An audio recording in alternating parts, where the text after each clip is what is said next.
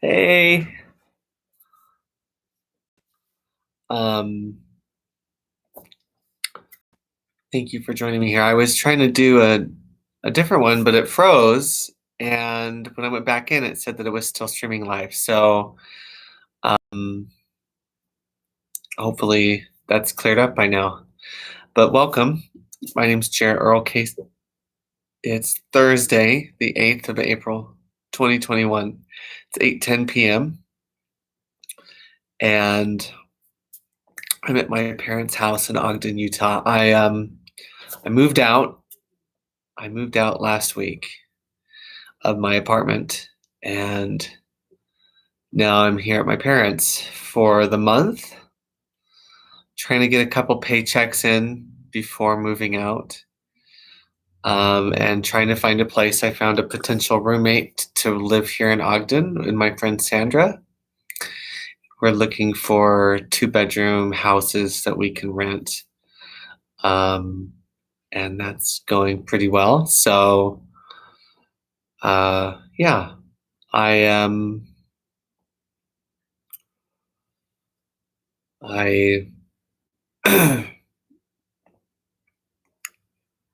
am feeling hopeful. I started my new job on Monday as a leasing agent, and that's going pretty well. We're a little shorthanded, and so there's a lot of work to do, and there's still a lot to learn.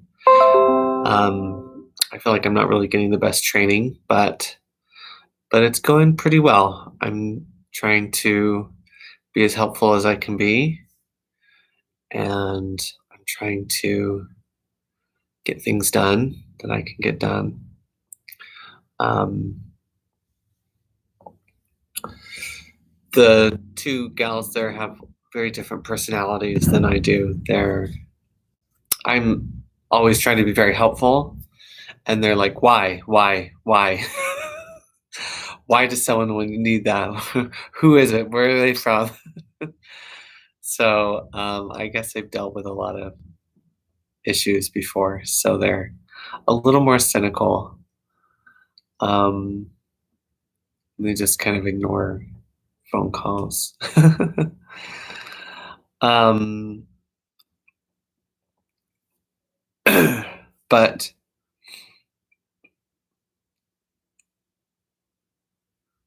I'm doing okay. I feel I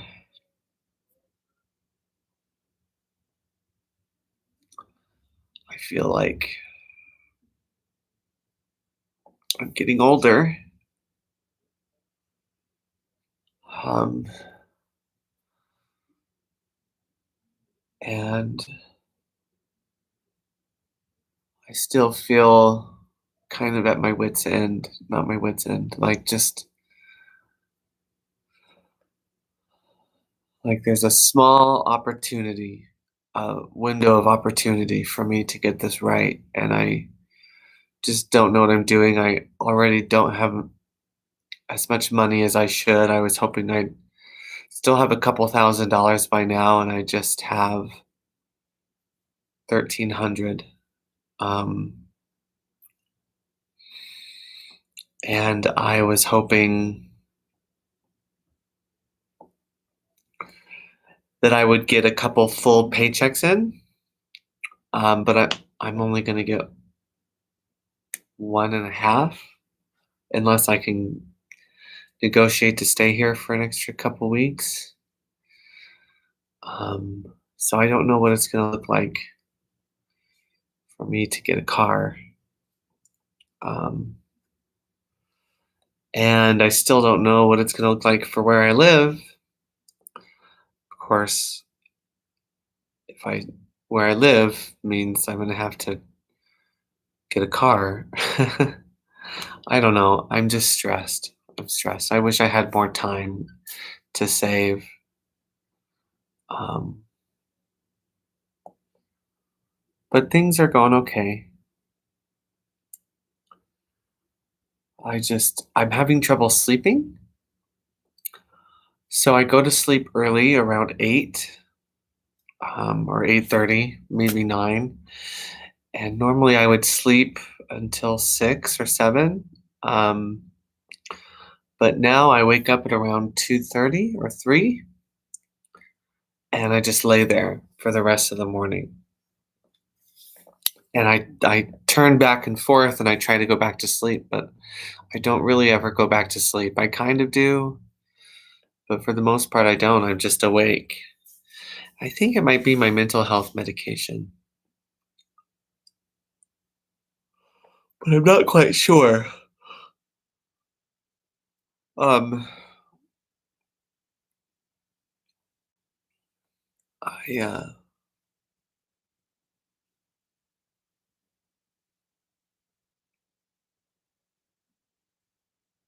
yeah. So that's how I'm doing. I've spent a little time with friends. Kind of went out and did a couple of social things to try and help feel better. Um, and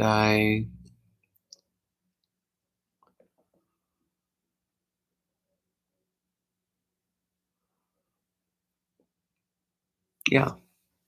Anyways, my mom's gonna be watching the Utah Jazz game, so I only have so much real estate time on this couch. um, and I'm sorry that I haven't checked in and done one of these sooner. It's hard to find a place and a time to do it without people around. I don't really feel comfortable doing it in the bedroom, but I guess I could try.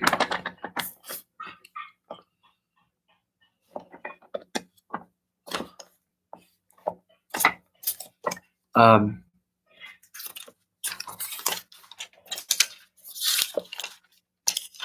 oh, wow.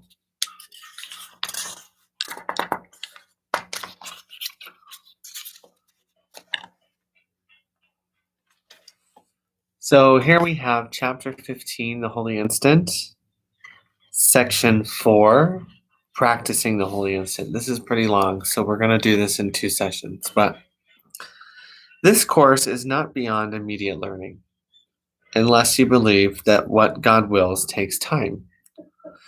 And this means only that you would rather delay the recognition that His will is so.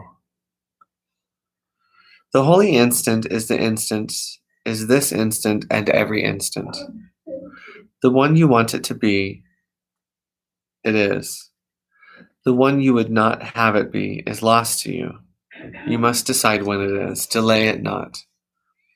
For beyond the past and future, where you will not find it, it stands in shimmering readiness for your acceptance. Yet you cannot bring it into glad awareness while you do not want it, for it holds the whole release from littleness. Your practice must therefore rest upon your willingness to let all littleness go. The instant in which magnitude dawns upon you is but as far away as your desire for it.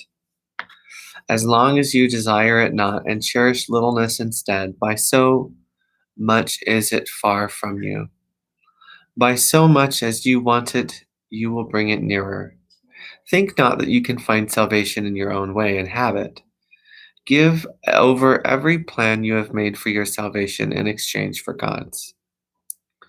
He will content you, and nothing else can bring you peace, for peace is of God, and no one beside Him.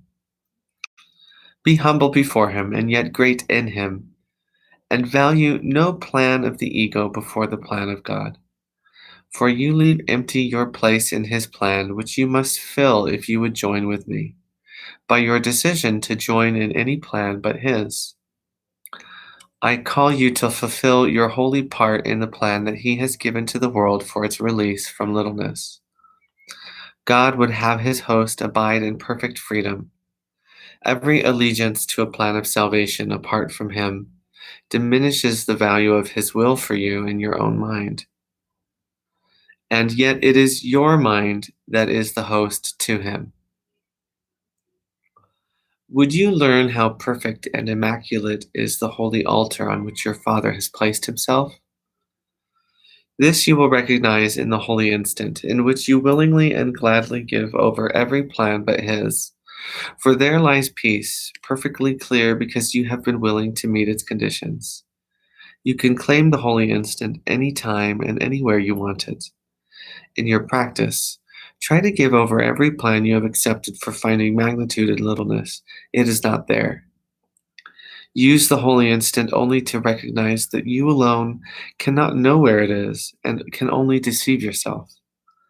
I stand within the holy instant, as clear as you would have me, and the extent to which you learn to accept me is the measure of time in which the holy instant will be yours. I call to you to make the holy instant yours at once. For the release from littleness in the mind of the host of God depends on willingness and not on time. The reason this course is simple is that truth is simple. Complexity is of the ego and is nothing more than the ego's attempt to obscure the obvious. You could live forever in the holy instant, beginning now and reaching to eternity, but for a very simple reason. Do not obscure the simplicity of this reason, for if you do, it will be only because you prefer not to recognize it and not to let it go. The simple reason, simply stated, is this. The holy instant is a time in which you receive and give perfect communication. This means, however, that it is a time in which your mind is open, both to give and receive. It is the recognition that all minds are in communication. It therefore seeks to change nothing, but merely to accept everything. How can you do this when you would prefer to have private thoughts and keep them? The only way you could do that would be to deny the perfect communication that makes the holy instant what it is. You believe you can harbor thoughts you would not share, and that salvation lies in keeping thoughts to yourself alone. For in private thoughts, known only to yourself, you think you find a way to keep what you would have alone and share what you would share. And then you wonder why it is that you are not in full communication with those around you and with God, who surrounds all of you together. Every thought you would keep hidden shuts communication off because you would have it so. It is impossible to recognize perfect communication while breaking communication holds value to you. Ask yourself honestly, would I want to have perfect communication, and am I wholly willing to let everything that interferes with it go forever? If the answer is no, then the Holy Spirit's readiness to give it to you is not enough to make it yours, for you are not ready to share it with Him. And it cannot come into a mind that has decided to oppose it, for the holy instant is given and received with equal willingness, being the acceptance of the single will that governs all thought. The necessary condition for the holy instant does not require that you have no thoughts that are not pure, but it does require that you have none that you would keep. Innocence is not of your making. It is given you the instant you would have it. Atonement would not be there if there were no need for it. You will not be able to accept perfect communication as long as you would hide it from yourself. For what you would hide is hidden from you. In your practice, then, try only to be vigilant against deception, and seek not to protect the thoughts you would keep to yourself. Let the Holy Spirit's purity shine away, and bring all your awareness to the readiness for purity He offers you. Thus will He make you ready to acknowledge that you are host to God, and hostage to no one and to nothing.